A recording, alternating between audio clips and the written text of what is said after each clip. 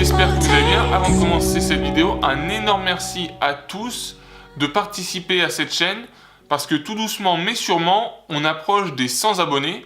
Donc voilà, c'est un milestone qui est vachement important pour moi, donc j'espère qu'on y sera bientôt tous ensemble. Bon, c'est pas tout, mais parlons animaux et nature. Comme vous le savez, septembre-octobre, c'est la période du brame.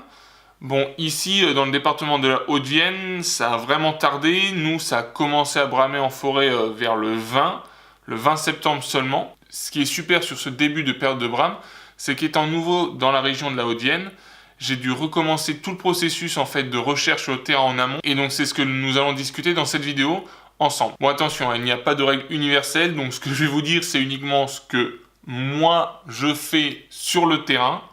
Donc voilà, et n'hésitez pas à me donner, partager vos astuces. Voilà, c'est fait pour ça cette chaîne. Première étape, trouver des biches. Car qui dit biche, dit cerf. Bon alors pour commencer, vu que je ne connaissais quasiment rien à la Haute-Vienne, j'ai téléchargé un PDF. Alors je sais plus si c'était l'ONF, le service des chasses, enfin bon, peu importe. Un PDF voilà, qui recensait tous les prélèvements de cerfs dans la région. Et donc forcément, là où il y a, malheureusement c'est triste à dire, mais là où il y a eu le plus de prélèvements, c'est théoriquement là où il y a eu le plus de cerfs. Donc c'est par là que j'ai commencé mes recherches. Ensuite, je me suis focalisé sur les clairières et les prés en bordure de forêt. Et en général, on repère très rapidement la présence de biches ou de grands cervidés par le fait qu'en fait tous les arbres sont mangés à hauteur de biche, quoi. À hauteur de biche. À la portée des biches, on va dire. Bon bref, vous avez compris. À savoir, vous allez voir une ligne se dessiner sur les arbres qui font le tour de la clairière ou le tour du pré. Et là, on sait clairement que c'est la présence de biches parce que bon, les vaches ne montent pas assez haut et les chevaux, clairement, ne mangent pas ce genre de feuilles. Donc clairement, c'est la présence de biches.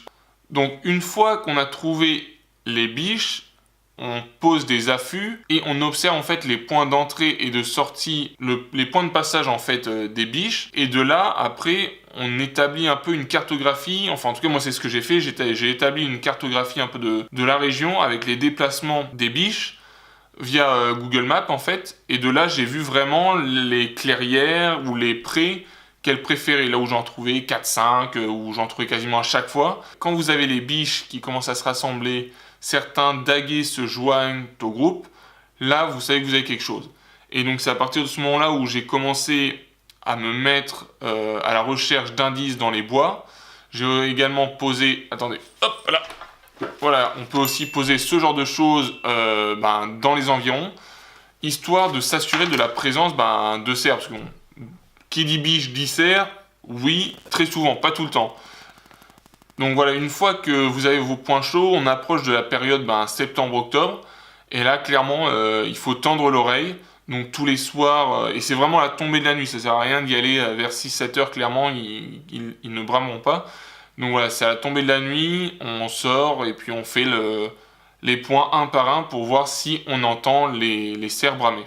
Bon, et ensuite, quand vous avez confirmation qu'il y a bien des cerfs et qu'ils sont en train de bramer, eh bien, le soir suivant ou le matin, vous posez un affût et vous attendez. Ou alors, vous pouvez décider d'y aller à l'approche, parce que bon, il faut dire ce qui est, mais les cerfs en période de brame sont quand même assez occupés à leurs petites affaires. Donc, c'est relativement, entre guillemets, relativement facile de faire une approche. Moi, personnellement, je sais que je suis un grand fan de l'approche, pour son côté l'adrénaline, la concentration demandée, sachant très bien que les photos sont quand même, en général, moins bonnes qu'un affût. Bon, maintenant, assez parlé, et je vais enfin vous montrer quelques vidéos que j'ai pu faire au cours de mes séances photos, donc de ce début de brame 2018.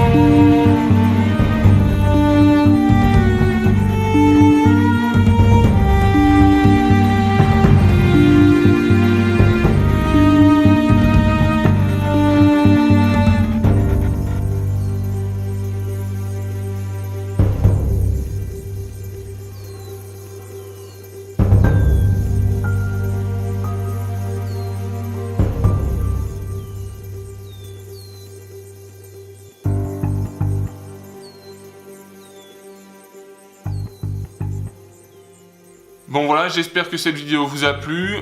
N'hésitez pas à partager vos techniques ou vos photos de ce Bram 2018. J'espère que ça vous a plu et je vous dis à la prochaine. Allez, ciao ciao.